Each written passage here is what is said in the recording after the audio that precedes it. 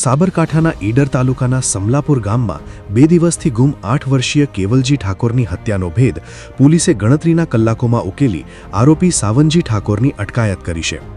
જમીન પ્લોટના વિવાદ અને અંધશ્રદ્ધાની માન્યતાને પગલે બાળકીનું અપહરણ કરી કૂવામાં ફેંકી હત્યા કર્યાની કબૂલાત આરોપીએ કરી હોવાનું પોલીસનું કહેવું છે। વધુમાં 1 વર્ષ અગાઉ મૃત હાલતમાં મળેલા કેવલજીના મોટાભાઈ અમિતજી ઠાકોરના મોત અંગે પણ પોલીસે ફરી તપાસ શરૂ કરી છે। બંને ભાઈઓના મોત પાછળ એક જ આરોપીની સંડોવણી છે કે કેમ તે અંગે પોલીસ તપાસ કરી રહી છે। સાવન ઠાકોરની પૂછપરછમાં એવું ધ્યાન પર આવ્યું હતું કે પોતાની અંગત અદાવત અને અમુક જૂની અંધશ્રદ્ધા અને એ બધાને ધ્યાનમાં રાખીને આ વ્યક્તિ દ્વારા અરવિંદજી ઠાકોર જે છે તેના દીકરા કેવલ ઠાકોરને કૂવામાં નાખીને તેની હત્યા નિપજાવવામાં આવી હતી।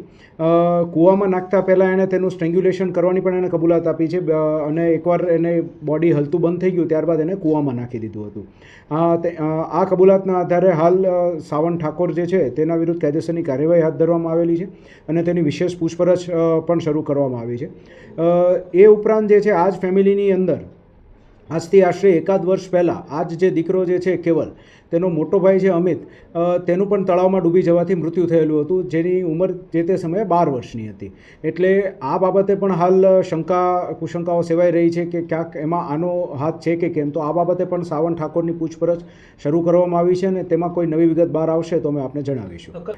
હત્યા પાછળનું કારણ જે છે એક તો એમનું મિલકતનું ઇસ્યુ હતો કે જેમાં એક જ પ્લોટ હતો કે જે આ લોકો ખરીદવા માંગતા હતા અને પેલા અરવિંદજી જે છે એમને આપતા નહોતા, એક એ મુદ્દો પણ હતો, કબજો એ લોકોનો હતો।